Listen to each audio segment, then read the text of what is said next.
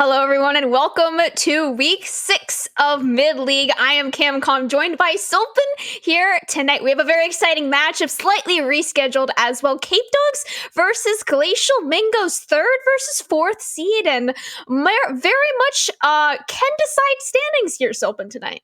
Yeah, the real question is, will Mingos try throughout this entire series? I got it on good word that they will, as they're hungry for a higher place in the power rankings here as we move on further into week, I think, 5 now, and really trying to solidify that placement in one of the higher spots in the standings so they can get that playoff round bye. On the other hand, you have Capedogs currently in 4th, and like you said earlier, a 0-3 drops you immediately 3 places. So you don't want to drop this entire series. You got to at least get one of these wins, and so I'm expecting a hard-fought series from both these teams.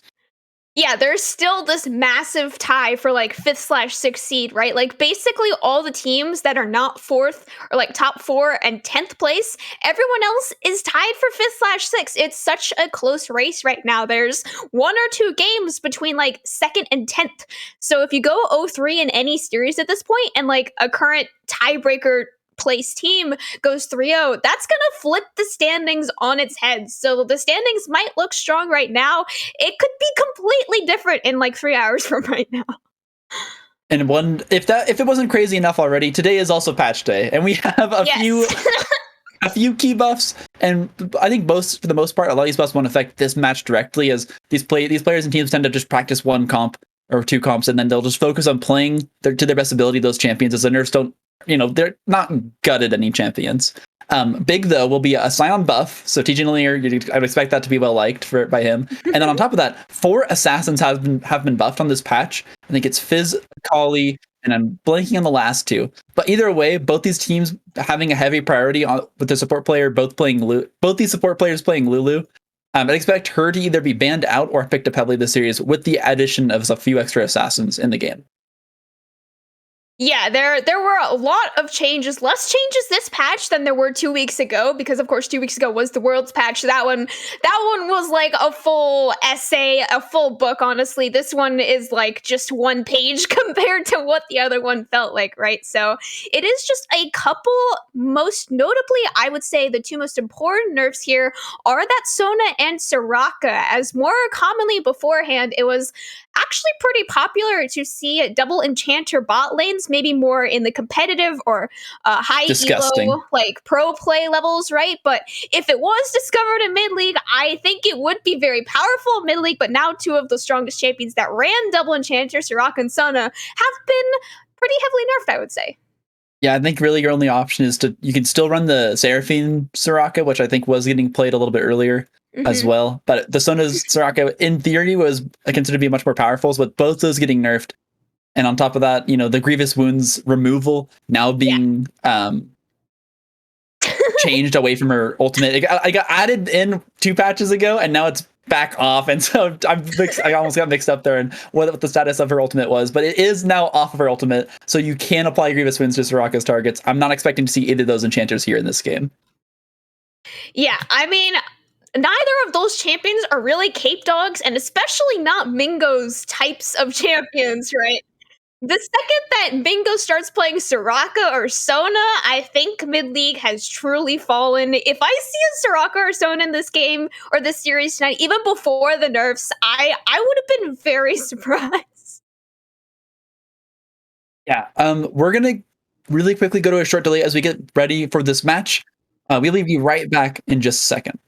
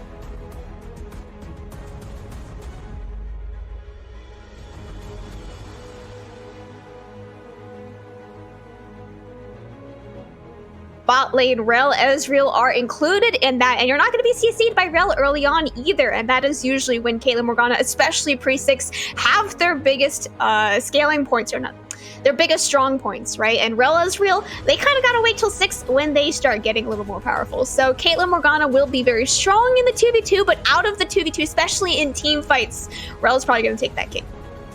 Now, what I'm looking for from Mingos is something to complement the Siege comp. I mean, Gragas has actually, I think, extraordinary poke potential. Alongside the Dark Binding from Morgana, that's lockdown. That you can combo with the traps, combo with a barrel to knock that target back into your team. There's 3 picks here already that are really, really strong in the Siege, and I want to see them rounded out with the Split Pusher, as well as one more. This mid lane champion has to be someone that can also poke or look to be a disengaged champion. Gragas Morgana, in theory, have enough tools for it, but having something to just add on to that with so much engage already locked in for the Mingos would be really powerful for this composition. Yeah, you are going to need some more consistent damage on Mingo's team. You have a lot of burst, and you have a lot of CC so far as well, but consistent DPS, not really in the books. Yes, maybe Caitlyn, but she's not going to be team fighting, and especially into Jarvan Rel, you're going to have to have some sort of disengage for that much strong engage. You can try to play for the objective stealing and all of that kind of stuff, but again, Jarvan, he's just such a ridiculously strong jungler right now that it is very hard to steal because he does have that QE smite combo. Yeah, I'll tell you right now, I'm not a diamond jungler, but Jarvan made me a diamond jungler this patch, so I was pretty happy with that. Seraphine getting locked in here as the answer. So this will be mid lane Seraphine alongside that Rel. They're really kind of all-inning on this Ezreal pick here for Capedogs. So now I'm looking at them to pick up a damage-heavy jungler. Nocturne already locked out, or sorry, no, they already have the jungler. A damage-heavy top laner, excuse me. So someone that can match into this Shen, I think Fiora could work well, but you also want something that can stop that Stand United. So we'll have to see what they end up locking in here as they have their last pick of Champ Select. Yeah, so this is going to be a mid lane Gragas for Glacial Mingos here on blue side. That is not something I have seen really outside of Challenger at all. It's usually something that is reserved for one tricks that play it exclusively because of how hard his combos are, especially in the mid lane where your entire damage is reliant on combos, whereas when you're a jungler, you're still allowed to farm, you're still allowed to gank, and if you miss your combo, it's not the end of the world. So it is a much more skilled matchup here, especially into a Seraphine where you're not really gonna blow her up and she's gonna be able to outpoke you pretty heavily. Nick Swantek is the mid laner here for Mingos, who has locked in that Gragas. Mingos have explicitly said, and they might be trolling me, that their mid laner doesn't really play League of Legends. He just kind of locks in whatever he feels like playing. This time, apparently, it's Gragas, but like you said, those combos are difficult. I mean, I've got a lot of games on Gragas, and even still, the timing of making sure you can hit the explosive cast before someone is able to flash out of your body slam, it's difficult to do. On top of that, having a primed barrel and then comboing with the body slam into throwing the explosive cast to knock them onto the primed barrel, much harder, and you really only ever see it in montages from those Gragas one tricks like you're mentioning. So I'm curious to see how he'll find success here on the Gragas. There is a slight chance that they flex this to support with the Morgana, but really I think you're right. I think we are expecting a Gragas mid here, and with Predator there is some roam potential that might be what he's looking for this game to really enable his team rather than just playing for lane against a Seraphine. Yeah, playing lane against a Seraphine I don't think is possible for really any champ, maybe outside of like a Kassadin or a Kayle, right? I mean, you can try to play the outscale game against her, but you're just going to get poked at, especially if you are a melee champion like Gragas. But for the side of Capedogs here, you have this full all-in engaged team comp built for team fighting. I don't think that there is a world outside of like a 5k, 10k gold lead for Glacial Mingos here that they can win just a straight on 5v5 just based on the comp identities right here. You have so much wombo combo, you have so much CC, you have so many easy ultimates to hit on the side of Capedogs, and if you hit one of them, you're probably going to hit a lot more than just the one afterwards, right? So the weakness of course, a teamfight comp is if they're split up, if it's a Seraphine split pushing bot lane, you just go kill the Seraphine and all of a sudden there's no Seraphine in the next team fight, right? So if you're able to get one ultimate cooldown before a team fight, especially if it is a crucial one like the Seraphine or probably the Rel ultimate as well, then that is going to put a little bit of dent in the teamfight comp. Well, I admire Capedogs picking all these engaged champions. I didn't even consider that there's Crescent Guard as well on the side locked in for Glacial Mingos. So they have Crescent Guard, Explosive Cask, Morgana, Binding, Shield, and Ultimate, as well as yeah. There's just so many tools here for them to try and get away from the engagement. It's just to come down to can they execute on it, and as well as I'm really not sure if they're trolling with this. Shen going bottom lane, I don't think it's in the cards for him. They need this Shen in a side lane the entire game, and support's not the place to do it. So yeah, they will rotate that down. I'm just nervous. Just wait till 20. I can't do analysis. Yeah, I'm just gonna wait. We'll see. Capedogs Valor team much more straightforward here, right? I mentioned that they need some damage in top lane. I like the set pick. I want to see Gore Drinker at least, if not more, oriented towards that damage build up there in the top lane. So we'll have to see what he ends up going for. Great pick into the Shen. It can interrupt everything he does. It can even pull him out of the zone to just get a few more punches in when he drops the. I don't think it's called Safeguard anymore. That's what he said. I'm completely mixing up abilities. Either way, Shen has an zone he put down that makes him immune to auto attacks. Second, pull him out of it. That's a spectacular way to deal with that champion. Yeah, and as we go into spectator delay here, you do see that it is Gragas support locked in. We are past the 20-second mark by now, so it is that Morgana mid into Seraphim mid, which is just, it's really just a farm lane. Who has the better roams, who gets more CS in the lane. There's not, I would not predict any sort of solo kills on this lane. If there is, then I would be very surprised, because it might as well just be a Syndra versus Orianna or any of these other champions, like Lulu versus Karma. Like, you're not expecting a solo kill in any of these lanes. It's just going to be who farms better, who has the better scaling into these team fights that are definitely going to be much more crucial, especially for Capedogs. Don't discount those early game junglers either. We will be going to a short break here as we work the spectator delay. We'll be right back with Excellency Mid-League. Stay tuned.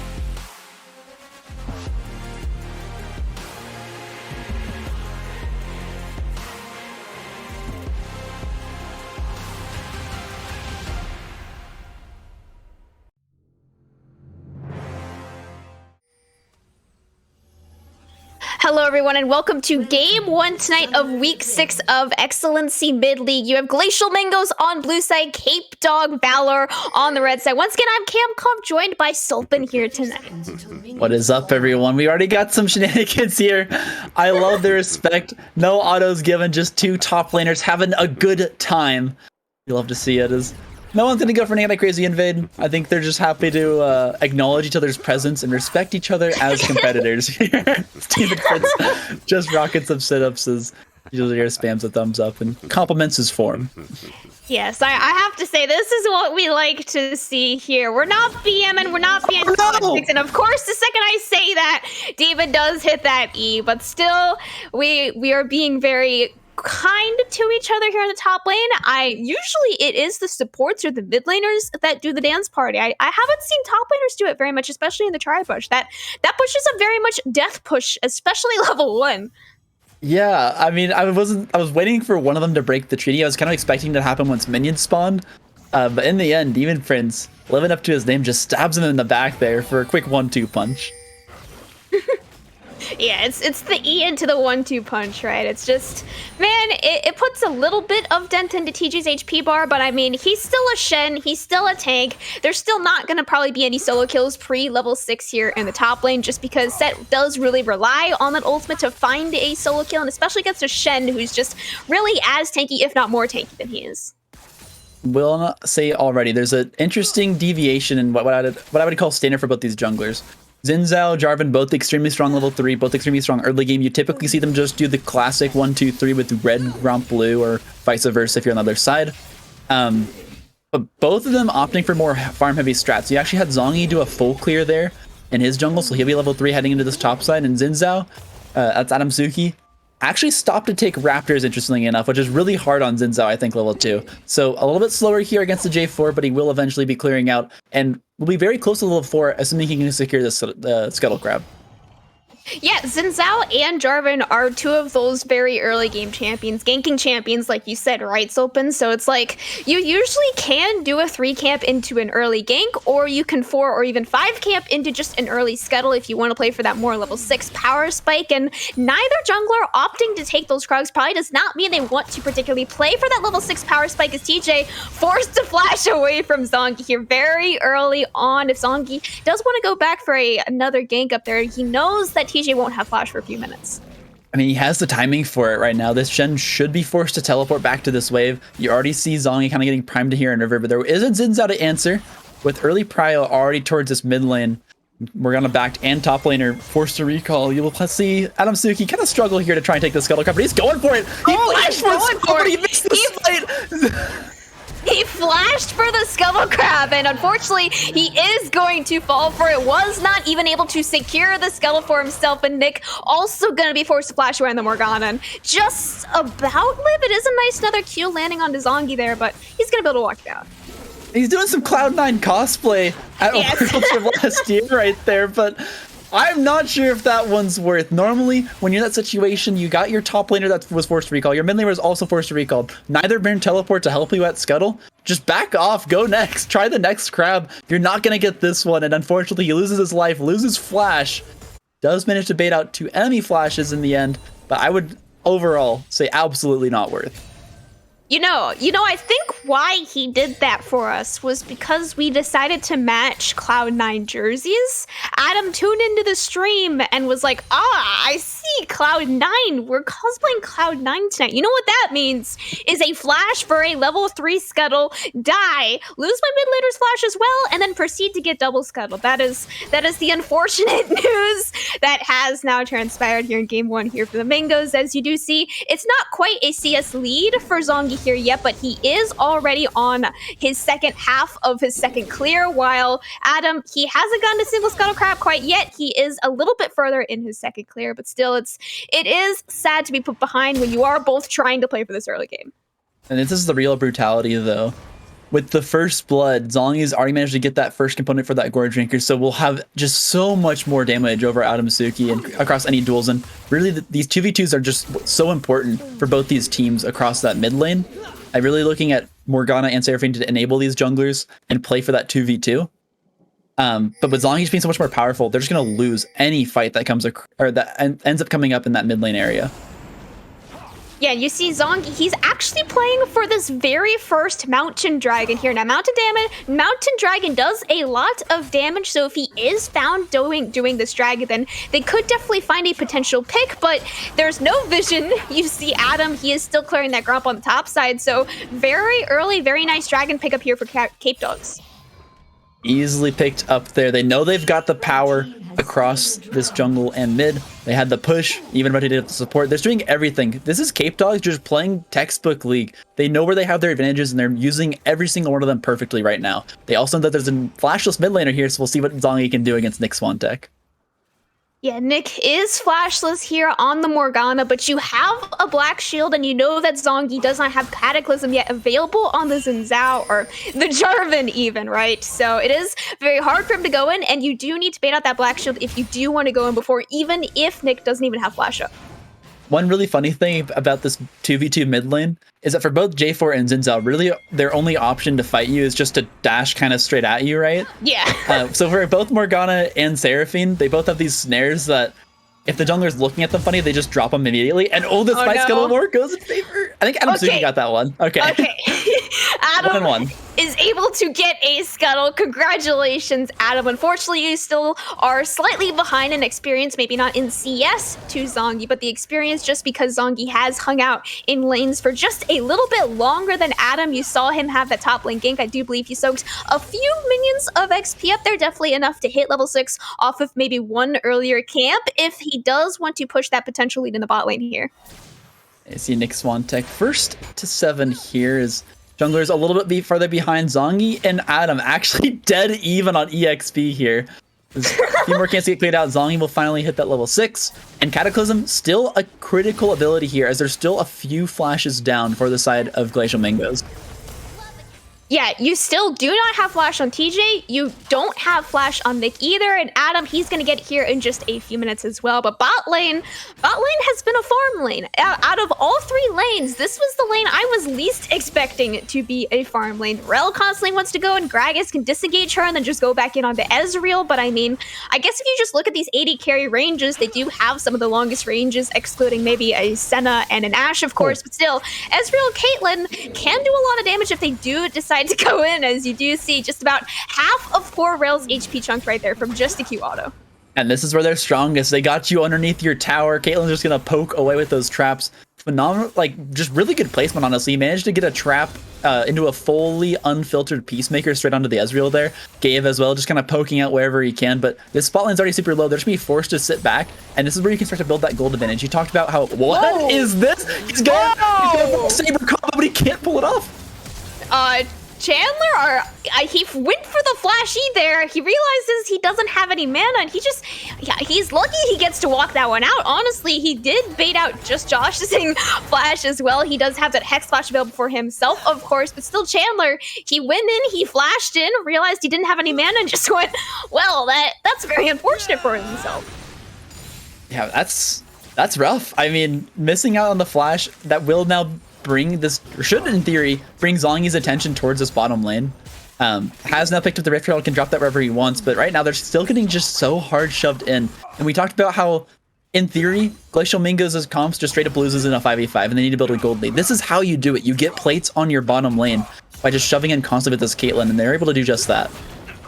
Yeah, and that is exactly Caitlyn's strongest point, right? Is if you can push with her, which you absolutely should be able to, especially if you did have that original Morgana Caitlyn bot lane, but still, Gragas Caitlyn bot lane is very strong, and it just doesn't have as good synergy with a potential CC into trap, right? But still, you can do a lot of damage with a barrel into an E into a trap combo, right? So it just is a little bit more harder to hit than a simple Morgana Q. Absolutely. So still, again, they may have spent all their mana, but that's 4 plates claimed off this bottom lane tower. That's me a hearty back for this Caitlyn. On top of that, chunking out the Ezreal so hard made it harder for Co-Founder to get any kind of farm down here. So that'll be a CS advantage and a massive plate advantage for Chandler Clark. Yeah, lots of gold going into the bot lane here for Glacial Mingos. Just a pure farm lane, pure scale lane, even you could say for Mingos right now, as you see so much gold being put onto Chandler Clark. And then on the opposite side, lots of gold being put into Yeetloaf there on the Seraphine as well. Maybe not the member we all expected to have the most gold on the side of Capedogs, but still the highest scaling member I would definitely say is if you're able to get the Seraphine ahead, that is your main AP damage and definitely your main healing on your team. And Adam could be dying for potentially another Scuttle here as Gabe has robed up. They are burning the Shen ultimate here as well. Zongi potentially caught out here inside of his own ultimate, but huge Rel ultimate coming out from Just Jossing. Unfortunately, Zongi's gonna be popped now. TJ left all alone, but Confounder, he walks right into the Caitlyn trap. Now you have an 80 carry 1v1 going on the bot lane, but Chandler, he's gonna find himself in a 1v3 here in a minute here. Confounder taken solo, one more auto would find the kill, but Chandler not quite enough damage there on the Caitlyn. Yeah, they utilized the disengage tools there, but I think they comboed them at the exact same time. Crescent Guard and Explosive Cast came out right away, right on top of each other, and they weren't able to keep themselves alive as a result. So slight miscoordination here for the Mingos. Overall advantage definitely going in favor of Capedogs. But again, you saw the power of the team fighting composition come out right there in the bottom lane. Just insane engage potential, and you gotta be careful of the Capedogs. Yeah, you gotta be careful. If it is a solid 5v5, then you have to know for certain that they're at least missing one crucial flash, probably on the Rel or the Jarvan, or they're missing one of their other crucial ultimates, as now you see they don't even need their important cooldowns to try and go for the second Infernal Dragon. And again, this is second dragon for Capedogs, first dragon for Mingos if they want to play for the steal. They do have full vision of 15 HP, 1500 HP here left on the dragon. Adam not able to find a smite steal, second dragon going over to Capedogs. Yeah, high risk there. Stand United was also used in that last fight, so TJ Linear couldn't even come down. They managed to pick up a red buff for himself, so he is just going to be happy to split push away towards these plates. And again, one big point of this game is that Glacial Mingos is just taking plate after plate. Losing Rift Herald was massive for them because it's going to delay being able to take this bottom lane tower and then rotating the scale into mid to pick up more plates. They probably won't be able to pick up any of those just as a result of timing. By the time this thing goes down, the mid lane turret plates will also be down. But again, they want to clear out these towers. They want to rotate this Caitlyn to mid. They want to start picking away at this mid lane tower as quickly as possible. Yeah, so many plates have been funneled into Chandler now. 4 plates on the bottom side. I believe at least 2 of those completely solo gold for himself as well. And now for the other side on Capedogs, just as much is being put into Yeetloaf, but now he's going to get engaged on. He's going to be finally falling down to Adam, who finds a double kill for himself in the mid lane just after the Rift Herald was placed. This smells like some classic overextension. Right off the back of that death there for Zongi, he buys a Gore Drinker. He had the gold, unfortunately could not utilize it in that fight. That was a Xin Zhao on even footing with this Jarvan, and just with the cooldown disadvantage and a great Black Shield, they were able to clutch out that fight and win the mid lane 2v2. They lost some plates, but in the end, I'd say this is massive once again for Glacial Mingos. And that is the power of a B1 Morgana. We didn't get to talk about it a whole lot in Champion Select, but she is technically that 3-way flex, right? If you are still counting jungle, which I don't think she can jungle anymore, but I still like to call it a 3-way flex because occasionally you can still pick her. But mostly it is a bot lane and a support player. But meanwhile, in the top lane, TJ, unfortunately we didn't get to watch it, but he just got solo killed by Demon up there. Yeah, the finally seeing the consequences of walking in and taking a small amount of your HP as a result on that level 1. Even Prince does find the solo kill. Stronger in the matchup, absolutely up here with the set. And, you know, just being super helpful for him. I mean, he's playing into a Sunfire Shen. Should now be able to answer him across, you know, the rest of this game, assuming he doesn't find any kind of crazy shutdown on TJ Linear. But either way, this Shen will now struggle heavily against that, or in these side lanes against the set.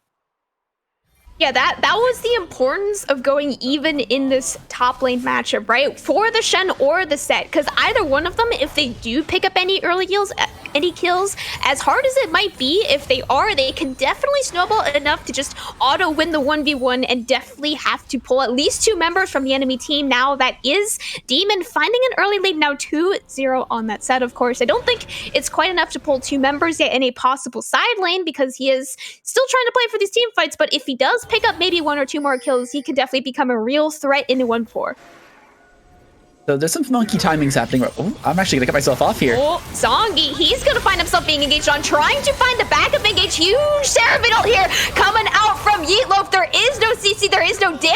left from Mingos here. They're still trying to turn it back around. They're just joshing. The only member left trying to fight from Capedogs. Now they're looking for a disengage, and unfortunately just not able to find it. Chandler roamed up from bot lane as well, picking himself up his first kill on the Caitlyn, finding yet another taunt onto Confounder. He finds the kill, but now just immediately ulted down, gonna go down to Chandler as well. Man, that did not look good for the Mingos to start. You had a 2 versus 5 with the Xin Zhao Gragas, but in the end, they're able to delay. It was perfect timing. King Yeetloaf had them in his sights on the Encore, and 2 dashes at the exact same time out of the Cataclysm to escape the crowd control. That would have locked down 2 targets, and that would have been a turned around fight for Capedogs, easily winning them that skirmish right before the fight started. They could have gotten Rift Herald, they wouldn't have lost their mid lane tower, but in the end, Glacial Mingos clutch up mechanically in that fight, and they came out ahead massively. Yeah, they made the Cataclysm look almost just like a weakness for Jarvan right there. It was like he just trapped himself in his own ultimate, whereas Adam and of course Gragas, they just dashed out. It's not a real wall for them. They're able to dash out, and Zongi unfortunately was not able to, as he used his dash to get in, which is usually what Jarvan does, right? But on that specific play and on the other plays that Zongi has gone for earlier in this game, they've definitely made it look more like privilege for themselves. Yeah, really unfortunate timing here, as well as with this giant team fight win, they got the gold off these backs and they had the timings for it. They will now be able to have a team fight advantage coming to this dragon, but another engagement. Another engage, Nick finding a double Morgana ultimate onto the bot lane members here of Capedogs. They're immediately gonna be going down. That is 2 major ultimates that they are now missing, but Demon Prince, he finds the ultimate, he finds the flash, he finds the damage that he needs, going in for another 1v3 here, but just joshing. He's still not fallen on the rail. He has survived for so long, but now it is just so split. Demon, the only member left from Capedogs, still standing near the bot lane tower, Gabe, trying to find the kill for himself, but unfortunately just not quite able to. And Yeetloaf still forced to run away from Adam, and I think he's not quite able to. Adam picking up yet another kill, and meanwhile in the bot lane, Demon not able to walk that one out either. It was nearly a crazy performance there from Demon Prince to clean up that team fight and turn it around. Unfortunately, there's just too many tools for a dashless champion once that ultimate was used onto, I believe it was Adam Suki, to bring him over the wall. He picks up the kill, flashes back over, drops a 1-2 punch as well as a ton of damage, but isn't able to take out Nick Swantek, who has a 400 gold shutdown currently in mid lane. It would have been huge, but unfortunately, once again, it's just Glacial Mingos playing these fights so well. Yeah, I'm not sure we mentioned this quite yet either. Nick did start Darksteel 2 pots here on the Morgana mid lane, and so far he has 10 stacks on the Darksteel. Just as I say that, he upgrades it to Magi's here as well. So if they continue finding these really strong picks with Morgana, he's just going to continue getting up to that 25 stack point now. And TJ, he finds himself in a 1v2, about to be 1v3 here. Zongi popping that Cataclysm. TJ still has his flash available, able to flash that one out. Yeah, no vision on the map means that once he was flashed and moving towards that river, they knew that there was potential reinforcements arriving, so they just had to walk on out. And so many ultimates burned there, so many resources used, but they ultimately just aren't able to take down this super tanky Shen there inside the Cataclysm. He's just happy to sit inside his own little zone there. Didn't take any damage from the J4. Yeah, when you're able to just like create a bubble around yourself, but you're just immune to auto attacks when all the other champions inside you deal damage with auto attacks, right? It's just like, well, if you can't damage me, I'll just sit here and look at you, right? It's very similar to a Kindred ult, but it's just only something that Shen can take for himself, right? So Cataclysm, another champion that can just basically completely make that ability useless, right? Yeah, I mean, he's having some tough Cataclysms here. I still think there's usage for it. It just looks really rough because his J4 is so far behind, right? I mean, he can get in, he can gore Drinker, but the survivability right now just feels like it's at a minimum during these team fights. In theory, Seraphine should be backing up. In theory, Set should be backing up and drawing some of that aggression towards, you know, the slightly higher damage threat. But right now, it's just these team fights are over before they start, and Glacial Mingos is finding a quick pick before they can navigate enough people to the fight to draw aggro off the J4. Oh, TJ, okay. I think, yeah, he's just about going to be able to walk that one out. That gave me a little bit of a heart attack seeing him walking into 3 people without actually knowing 3 people were there, as Vision game has been a little rough here early on. Zongi does dodge into 3 people, now engage onto the back lane there for Capedogs. Huge Seraphine ult once again, but just not quite enough damage. Cataclysm comes out, but immediately falls to set once again. Nick finally arrives in this team fight, absolutely huge on the Morgana. Gonna go golden for just a few more seconds. Double kill coming up for Chandler as well, flashing in onto Confounder, looking for a potential quadra kill for himself. Unfortunately, not going to be the Penta, stolen away by Nick, but quadra kill coming up for Chandler. Yeah, so Chandler may have gotten the quadra, but I'm going to give MVP of the fight award to Nick Swantek for that flash binding. What an insane counter engage to lock down so many members of the Capedogs and just enable Chandler to pop off on the backline. Everyone immediately threw their attention on the Morgana. He had the stopwatch to go golden and just kept himself alive as everyone was just so focused on taking out this new threat to the fight. Yeah, Nick, he flashed in with the Q3-man ultimate. Now he's got a full Leandres, he's got a 22-stack Magi's, he's about to complete the Zanyas as well. This man is absolutely unkillable on the Morgana. Meanwhile, we have another 1v1 going on the bot lane between the 2 top laners, but I'm not quite sure if it's actually going to result in a kill or if it's just going to be looking at each other, as of course it looks like it could, right? It really does, but I just don't believe. Yeah, I mean, he's just so tanky at this point. Like, what are you supposed to do against this guy? He's got Sunfire on top of the Ninja Tabbies. I still call them that. It's just... Everyone does. Unfortunately, is not going to be able to get punched to death by a set. It's just not in the cards. And by the time you get close, by the time you think, I can chase them out and finish this kill, his team's going to rotate. You had Adam, Suki, and Gabe already on the way, waiting in the wings for that set to just go a little bit further than he wanted to. Yeah, I think if Demon did walk up a little bit more there, he did use that ultimate. He didn't have flash available, so there wasn't a flash ultimate to be used there. I think that was definitely in favor of Demon to not use that, because if he did walk up to that river, you had 2 members of Mingos there waiting just in case TJ did get chased a little bit too far. I will say this wasn't the solo lane matchup I was expecting, but you have Nick Swantek versus King Eatloaf in the top lane, just shoving waves at each other. So I wouldn't expect any action unless you see someone rotate up. You actually do now have Rel and J4 looking to maybe get a pick here on a Swantek, who is pushing up with these minions for some reason right now. But he's hiding in a bush, so he might be okay. Oh no, this is a very stressful Morgana push right here, man. He's sitting on the 22-stack Magi's, and I mean, where did the Seraphine go? Did you see a Seraphine there? I certainly did not see a Seraphine right there. Yeetloaf gonna be yeeted back to base for yet another 40 seconds, as now it could potentially look like Nick is going down, but then you remember, there's still a Stand United, there is still a Shen left on the map, just joshing, forced to flash away from the Morgana Q. Meanwhile, on the opposite side of the map, Glacial Mingos securing their 2nd Cloud Dragon of the game. And man, when you have so many teamfighting ultimates, you're pretty happy to get a Cloud Soul. You might be looking at, I think, isn't it 40% ultimate cooldown reduction off the back of 4 clouds? Very happily able to just, you know, spam out these abilities on every single fight they get the opportunity to. I mean, we already saw the effectiveness of the Soul Shackles. We've already seen the effectiveness of the Disengage, and of course, Stand United. Oh. Zongi, he has Vision of the Baron, not quite able to find this Might Steal. Unfortunately there, he got a very nice Cataclysm if there was any follow-up. Unfortunately, of course, Zongi was the only one going for the steal. But if there was any follow-up, that could have very well potentially turned into a team fight win for Capedogs for the first time in this game 1 here. But just joshing, I mean, I think he might be blown up right here, but I'm not 100% sure because Nick's not there. But Nick... Okay, Demon just about escaping with his life there as well, having to burn that flash. Oh, no, it was a zoning ult, I guess, from the Demon Prince here to get himself back underneath that tower. But, I mean, it may have looked like an in play there from Zongi, but you're 10k gold down. Mingos are sitting here in front of your tower just taunting you. I mean, you just gotta go for something. You gotta try and go for a miracle play, as at this point you're not gonna be able to find any 90% win plays. You just have to go for those crazy 50-50s, those crazy, you know, 10% chance of working out plays. And he went for one and unfortunately didn't work, so it just looks it doesn't look great.